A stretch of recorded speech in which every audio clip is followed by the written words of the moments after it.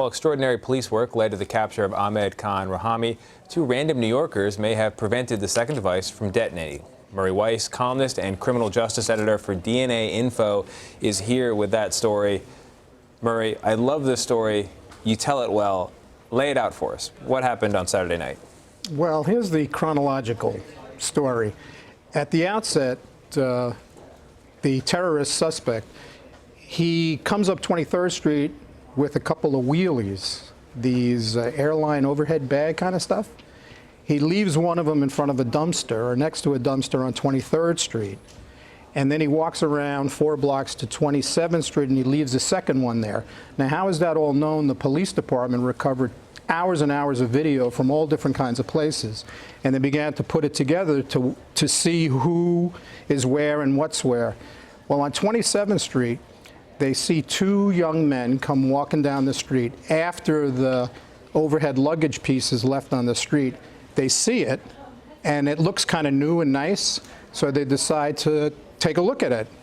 They grab it, they actually pick it up, examine it, open it, and they find inside this dilapidated crock pot with tape and a cell phone to it. They put it in a white trash bag and just kind of dump it on the side of the road, and then they're seen walking the wheelie away and they take it. So the larger crisis of a second bombing may have been averted by 2 guys essentially ripping off a suitcase they found on the street? Exactly, and what's critical about it, it's funny how luck plays a role in every big case. By them dropping it, they probably dislodged a detonator, which of course prevented the device from going off. The one on 23rd Street exploded. Clearly they were going to detonate the one on 27th Street, but the fact that it didn't go off gave the law enforcement people an undetonated bomb that included the cell phone, which was going to be called that actually ignites the device. So the fact that they had it completely intact, they had the cell phone, and the cell phone they quickly traced to the suspect's family, and that was the big clue that led to his capture. So here's the question, though. Are these 2 individuals heroes or kind of lucky dopes? I mean, did they notify police about the crock pot, or they just walked off with the upcycled rollerboard? No, they had no idea that crock pot means maybe bomb. They were 2 guys out on a Saturday night, most likely, walking through Chelsea. They saw something that was discarded that was relatively new, I guess, or they thought they could use it, and they took it. The police want to find them and talk to them just to make sure that they weren't part of the plot, but that's what it appears. There is another chapter to this, and also just a great detail, really makes this a full-on New York story, New York area story. In New Jersey, the pipe bombs in a backpack, they were discovered by 2 other men. Tell us about that case. Well, this was near trains. This was near a train station, and they found like this sort of bag full of the bombs. And they, of course, unlike these people, they recognized, like, we've got bombs that happen. Now they found the little satchel with other ones, so they called the police, and the police came, and ultimately one of the devices exploded while the bomb squad was dealing with it. I love that particular aspect of the story because here we have 2 individuals. They're described as homeless. At the very least, they're vagrant, they're destitute, they're looking for food, they're looking for money, they're looking for anything in the trash late at night. And they end up saving the lives, most likely, of anyone who would have been on that platform. And those people on the platform, of course, are probably looking right past those same homeless people during the day. And yet they did this incredibly generous and surprisingly patriotic thing.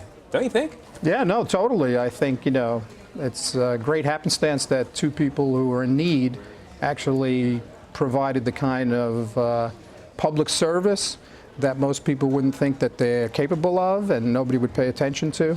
Actually, they were a bit of the opposite of the guys in New York who were out on Saturday night. So, I mean, we live in the age when that kind of good deed is typically highlighted. There are GoFundMe pages. There are other kinds of just sort of drives to support people like that. Do we know anything about the 2 gentlemen in Elizabeth, New Jersey, their names, what their issues are, and are they getting help in any way?